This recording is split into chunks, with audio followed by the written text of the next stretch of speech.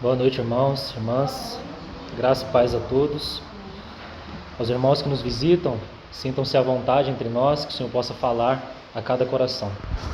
Vamos abrir a palavra no Evangelho de Marcos, capítulo 1.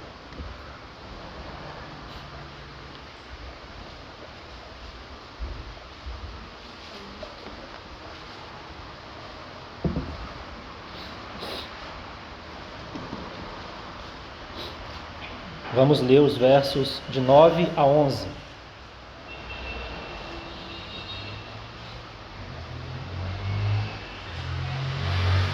Naqueles dias veio Jesus de Nazaré da Galileia e por João foi batizado no Rio Jordão. Logo ao sair da água, viu os céus rasgarem-se e o Espírito descendo como pomba sobre ele. Então foi ouvida uma voz dos céus: Tu és o meu filho amado, em ti me comprazo. Também no capítulo 6 desse mesmo evangelho,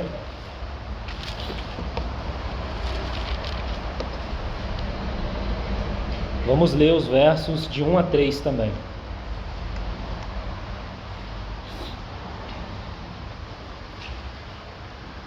Tendo Jesus partido dali, foi para a sua terra e os seus discípulos o acompanharam.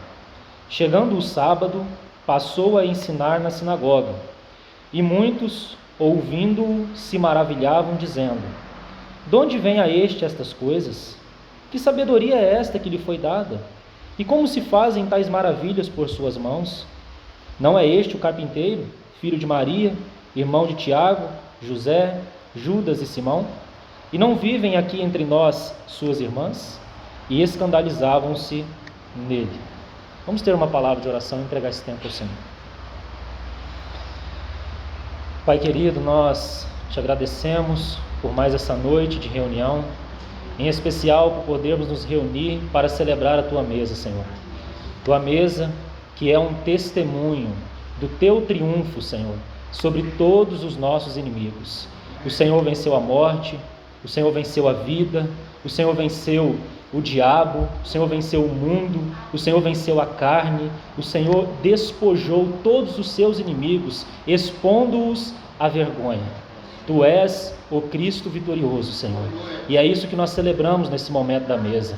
A nós, Senhor, cabe a segurança, cabe a alegria da nossa salvação, cabe a certeza de que nós somos um povo que foi unido a Ti e nunca jamais poderá ser separado. Tua palavra diz: quem poderá nos separar do amor de Deus?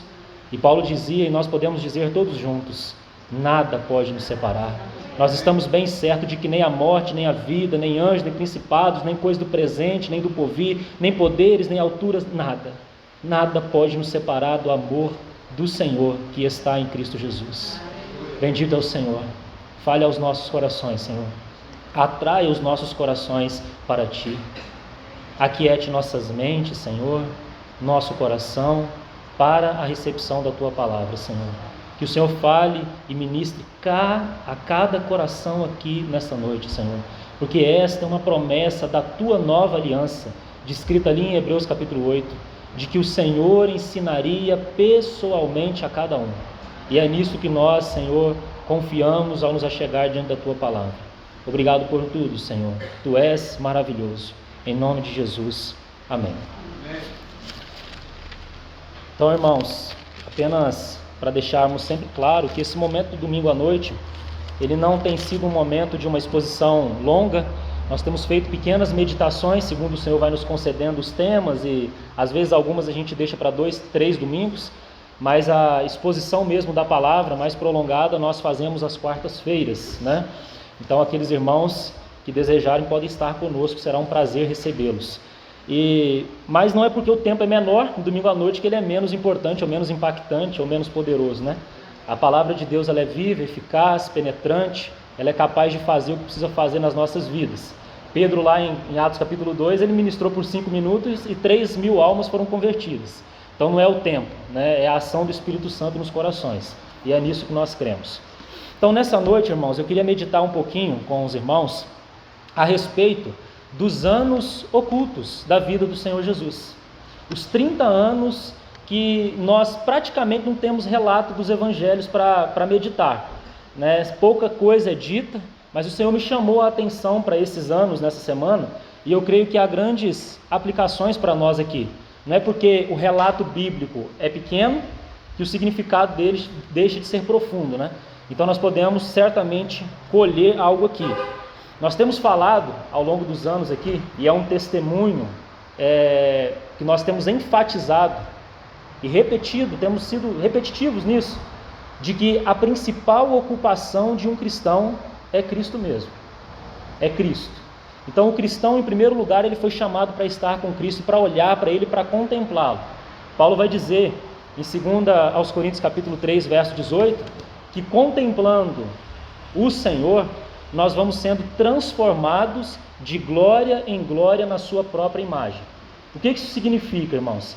Isso significa que quando nós verdadeiramente paramos para meditar nas glórias do Senhor Jesus, sua pessoa, sua obra, o Espírito Santo atua, transformando os nossos caráteres.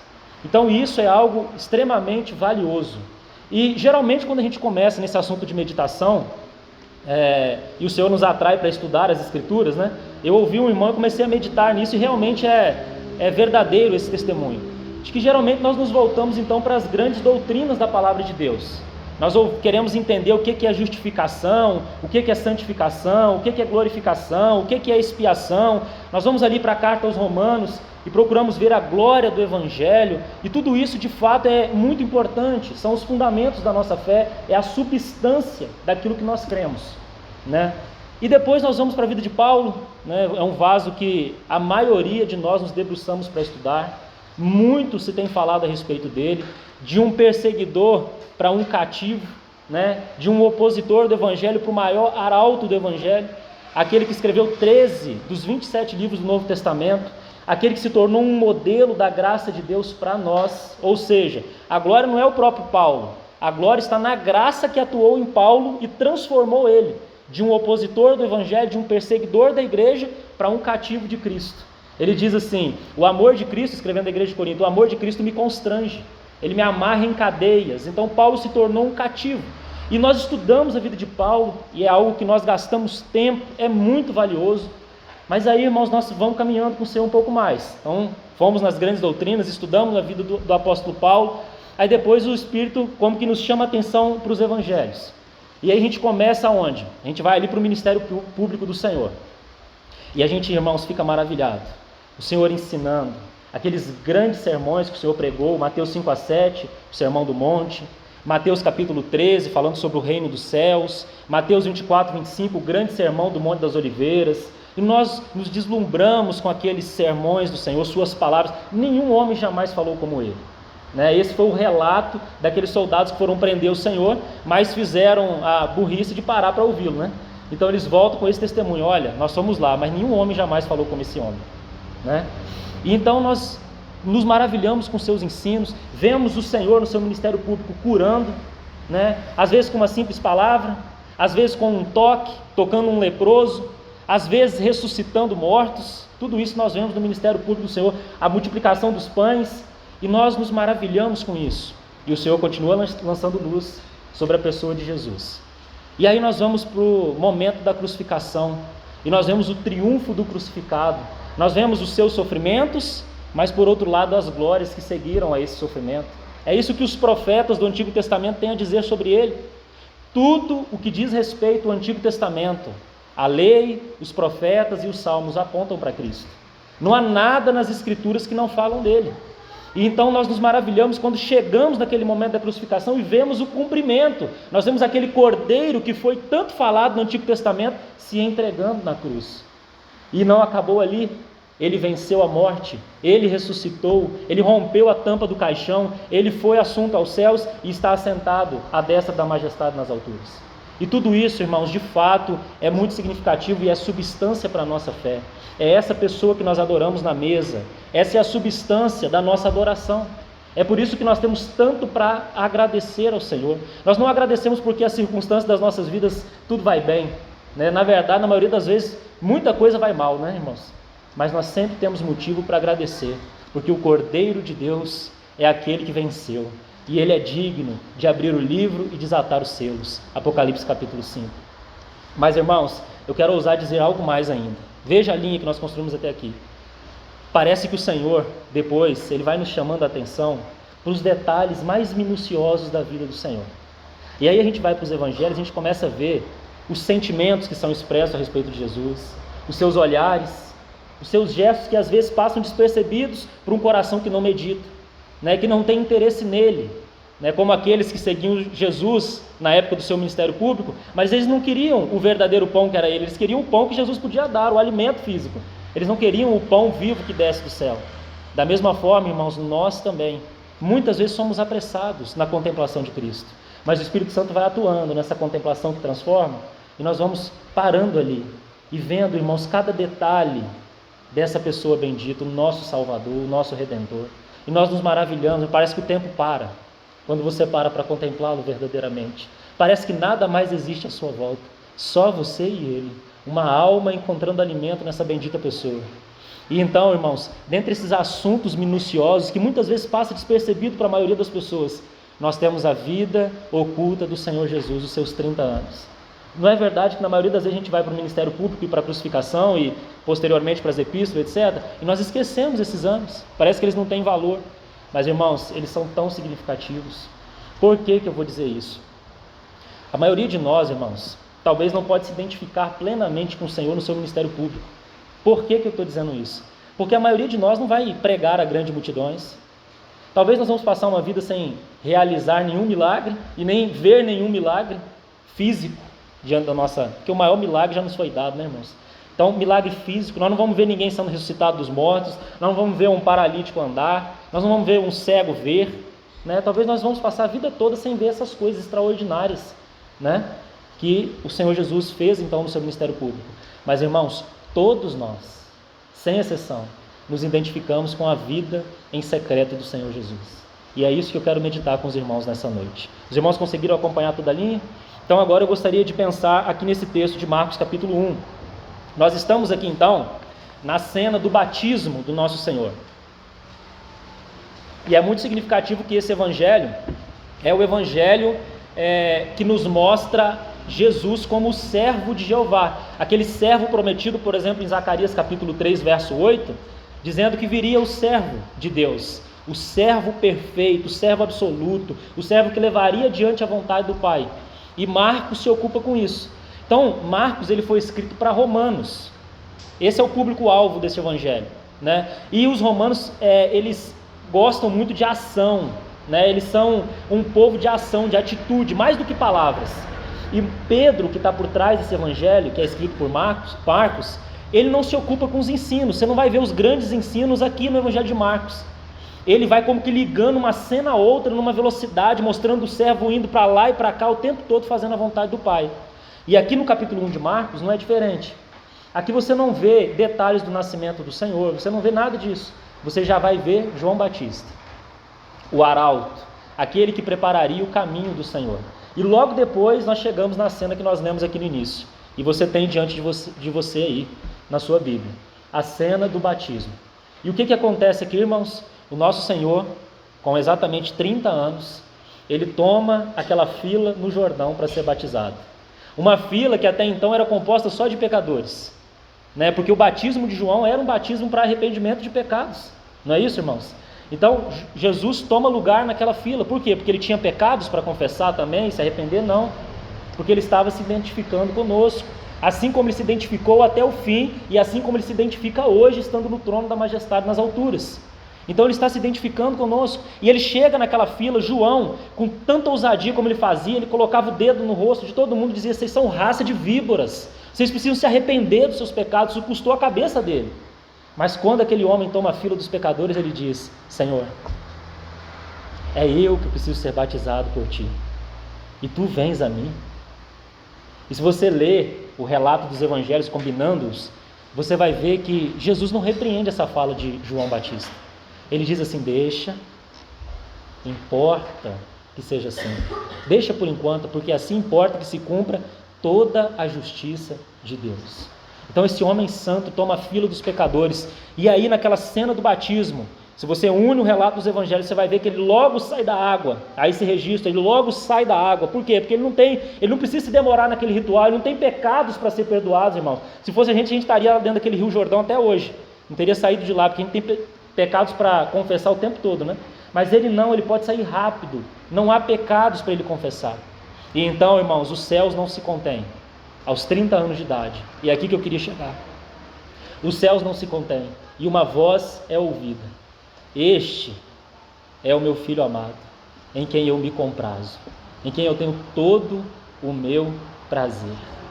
Irmãos, essa voz é muito significativa, porque nós estamos falando de um homem que viveu basicamente 30 anos de reclusão, 30 anos em secreto, sem quase aparição, sem quase nenhuma aparição. E agora ele está ouvindo uma voz de aprovação, dizendo: meu filho, esses 30 anos vividos até aqui, são anos em que eu tive meu prazer em ti. Eu tive a total satisfação em tudo que você fez, em tudo que você falou, em tudo que você pensou, em tudo que você manifestou. Mas, irmãos, uma pergunta precisa ser feita. Nós estamos no Jordão, né? 30 anos de idade, o que aconteceu antes? O que aconteceu até esse momento do Jordão? Então, se você retorna para os evangelhos, e nós estamos fazendo em forma de meditação, por isso que eu não estou citando nada, tá, irmãos? Se nós voltamos para os evangelhos, nós vamos ver que algumas coisas aconteceram, mas poucas. Por exemplo, você tem um registro do nascimento do Senhor, não é isso? Lucas, por exemplo, ele é detalhista com respeito a isso. Ele detalha como nenhum outro evangelista faz. Se você ler os 2 primeiros capítulos do seu evangelho, você vai ver isso, porque Lucas é um historiador, ele é um médico, ele vai falar sobre a vida humana do Senhor, então ele dá muita ênfase nesses aspectos da vida humana, por exemplo, o nascimento do Senhor Jesus. Então você tem esses detalhes sobre o nascimento e logo você perde o Senhor de vista. Você só vai encontrá-lo novamente agora, lendo os evangelhos, aos 12 anos de idade. 12 anos e nada dito sobre ele. Apenas um testemunho de que ele crescia em graça, em sabedoria, em conhecimento diante de Deus e dos homens. Mas não há nada sobre feitos do Senhor, sobre palavras do Senhor, não há nada. Então nós chegamos aos 12 anos de idade, o Senhor está no templo, na sinagoga, né? E você pode ver que no capítulo 6, que nós vamos depois, ele também está lá. E ele volta para essa mesma terra. Mas então ele está na sinagoga aos 12 anos de idade, entre os doutores da lei, interpelando-os, né? E ali ele se torna então, segundo a tradição judaica, um filho da lei, não é isso? Mas então, irmãos, depois dos 12 anos, novamente nós perdemos o Senhor de vista. Você não encontra nada sobre ele até essa cena do Jordão. Então nós estamos falando de 12 até 30 anos, 18 anos em oculto, em secreto. É com esse tempo que eu quero me ocupar. O que aconteceu nesse tempo? Será que tem algo que, como eu disse, se identifica com todos nós, que vivemos vidas comuns, normais, nada de extraordinárias, né? Todo dia a mesma rotina, saímos para os nossos trabalhos, muitas vezes extenuantes, né? Cansativos. Será que é algo que o Senhor se identifica conosco nesses 18 anos, dos 12 aos 18? Então nós chegamos ao capítulo 6.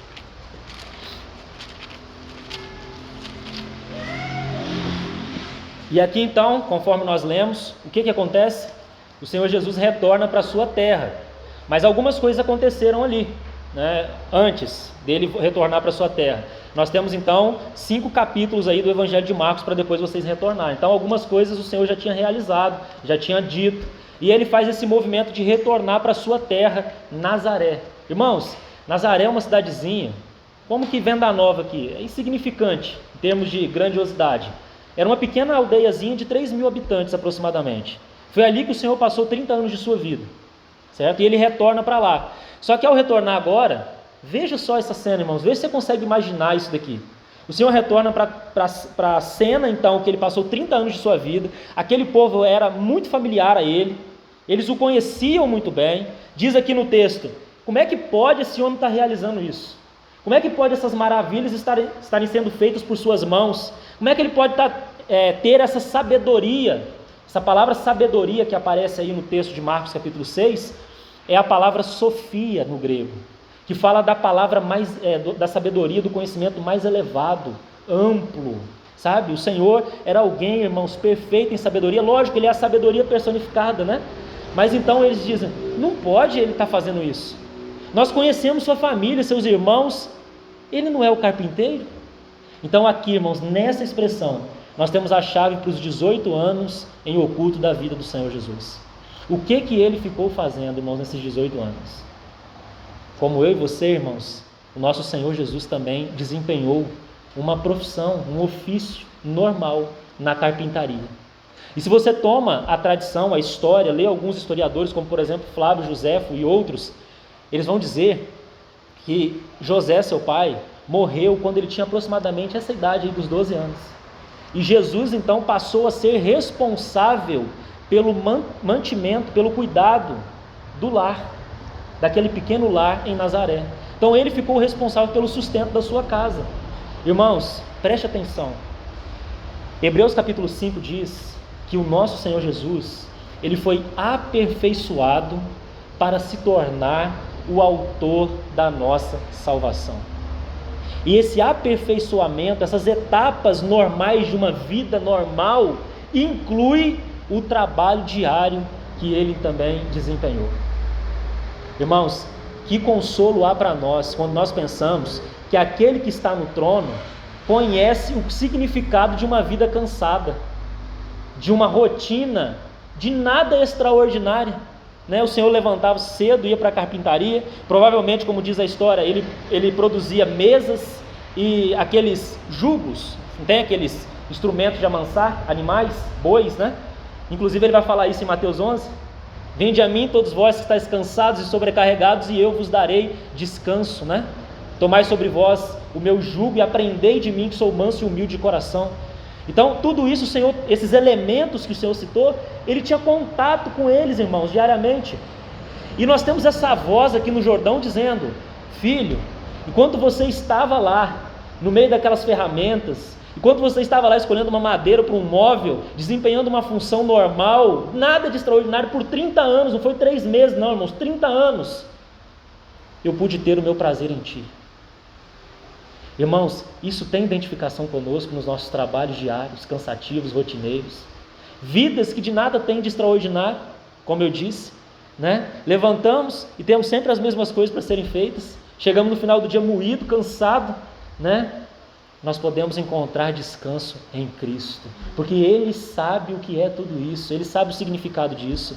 Sabe, irmãos, eu fico imaginando quantas pessoas não foram naquela carpintaria e tiveram contato com esse homem.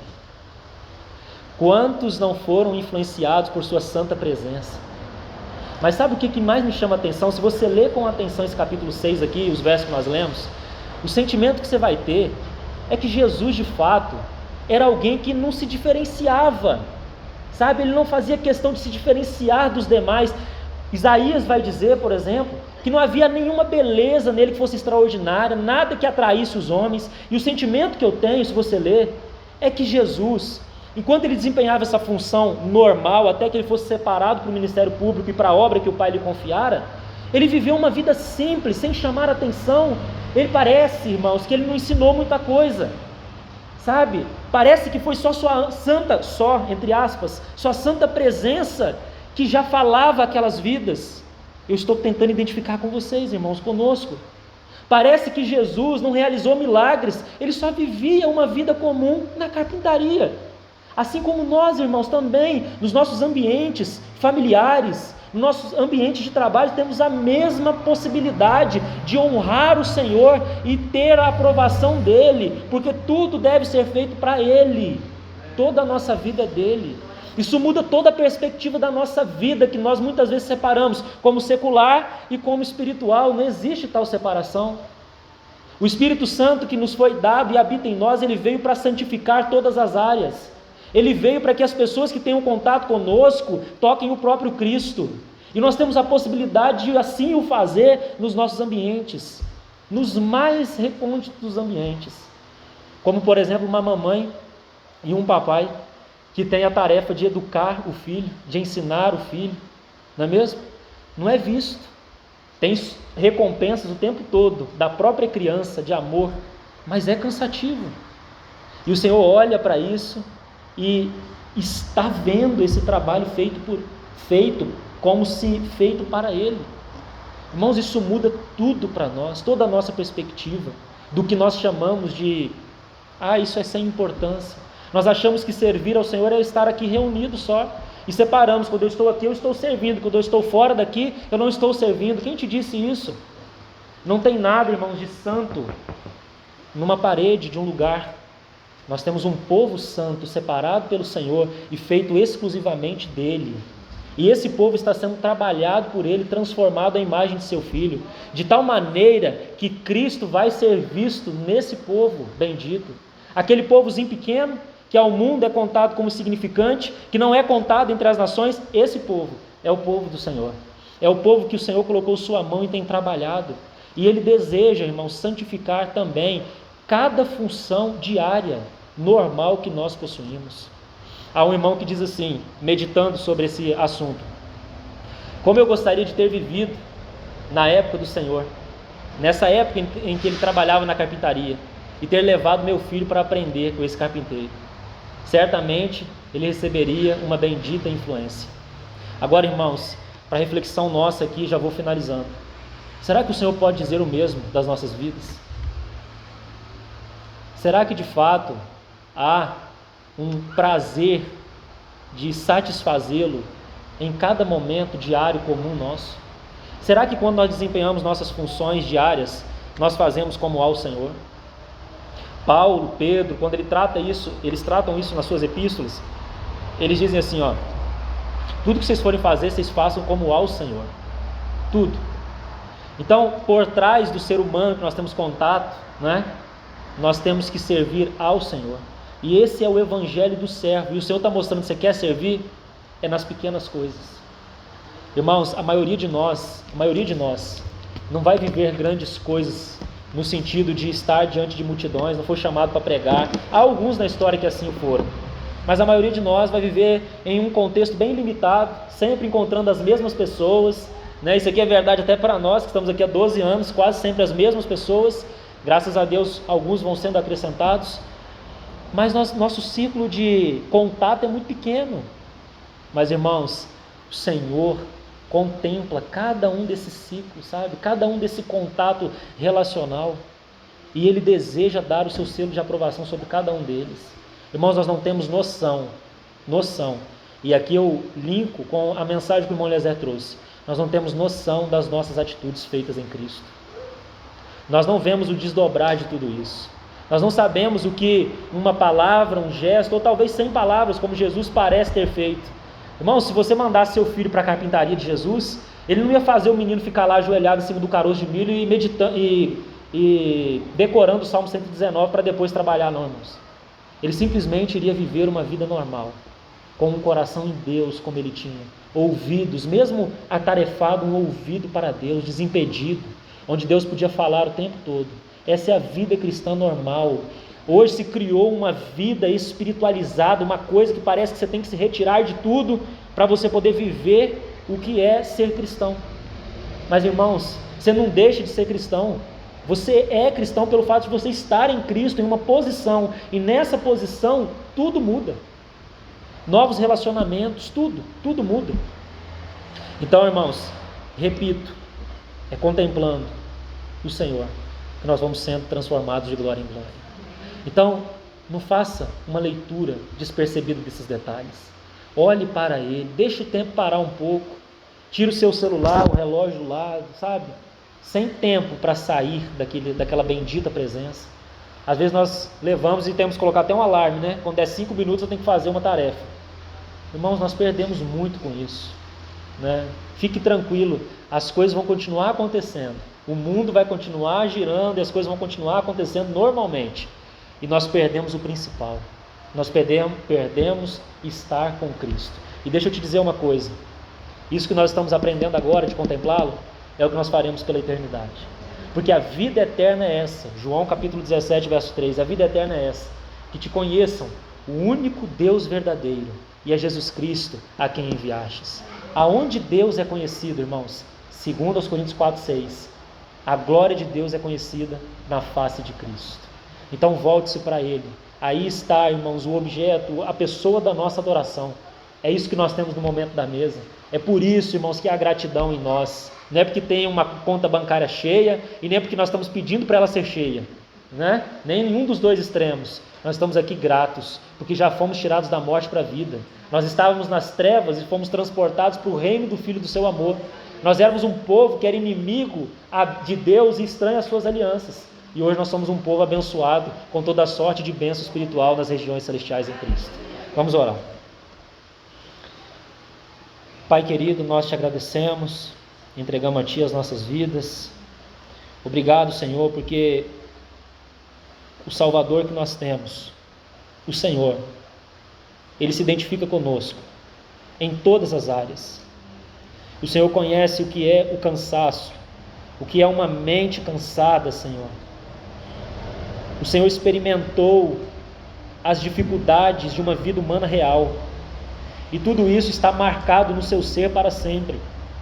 E daí, Senhor, do trono da majestade nas alturas, o Senhor exerce uma intercessão com toda essa bagagem do que significou a tua humanidade, Senhor, e do que ela significa. Então a tua intercessão é poderosa, ela é capaz de nos dar força, ela é capaz de nos revigorar, Senhor, de restaurar os nossos corações cansados, Senhor. Obrigado, porque mesmo em meio às tarefas diárias e comuns do nosso dia a dia, Senhor, nós podemos manter nosso coração em Ti, desfrutar de uma vida de relacionamento com o Senhor, desfrutar de Teu amor, de Teu falar continuamente, não mais como era lá em Gênesis na viração do dia somente, mas de uma maneira ininterrupta, Senhor. Nós podemos ouvir o Senhor, podemos ser tocados pelo Senhor, porque essa comunhão é uma comunhão no Espírito. Então ela pode, Senhor, ultrapassar toda barreira e dificuldade física, Senhor, que nós tenhamos. Então nós te agradecemos por isso. Tu és o nosso Salvador, Senhor. Te agradecemos por Tua obra consumada, porque um dia o Senhor desceu e vindo aonde nós estávamos, nos resgatou de nossa miséria, Senhor. O Senhor deu a Sua vida por nós. O Senhor perdeu a face do Pai para que nós nunca a percamos, Senhor. Nós te agradecemos por isso. O Senhor não desceu daquela cruz, Senhor, porque o Senhor tinha algo em Teu coração. E nós te agradecemos porque hoje o Senhor vê o penoso fruto do trabalho de sua alma e fica satisfeito. Louvado seja o Senhor para todos sempre. Amém, Senhor. Amém.